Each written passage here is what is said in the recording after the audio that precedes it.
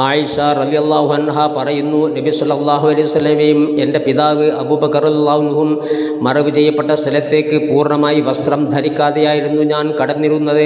എന്നാൽ ഉമർ റളിയല്ലാഹു അൻഹുവിനെ മറവ് ചെയ്യപ്പെട്ട ശേഷം പൂർണ്ണമായും വസ്ത്രം ധരിച്ചിട്ടല്ലാതെ ഞാൻ പ്രവേശിച്ചിട്ടില്ല. മുസ്ലിം സ്ത്രീയുടെ അച്ചടക്കമാണ് ആയിഷ ബീവി റളിയല്ലാഹു അൻഹ ഇവിടെ കാണിച്ചു തരുന്നത്. എന്നാൽ ഇന്ന് വിദ്യാഭ്യാസത്തിൻ്റെയും ജീവിതോപാധിയുടെയും മറ്റും പേര് പറഞ്ഞ് അന്യപുരുഷന്മാരോടൊപ്പം യുവതികൾ നിർലോഭം അഭിരമിക്കുന്നു.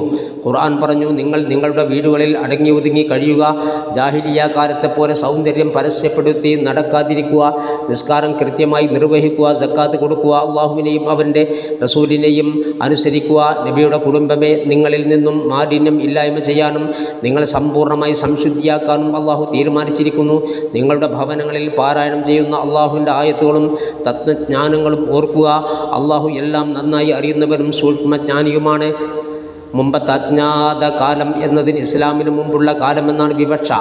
ആദ്യത്തെ അജ്ഞാത കാലഘട്ടം എന്ന് പറയുമ്പോൾ പിന്നീടും അതുപോലെയാണ് ഉണ്ടാകുമെന്നും ആ കാലഘട്ടത്തിലെ ജനങ്ങൾ മുൻഗാമികളെപ്പോലെ ജാഹിലിയത്തിൽ മുഴുകുമെന്നും വിവക്ഷ വരുന്നുണ്ട്.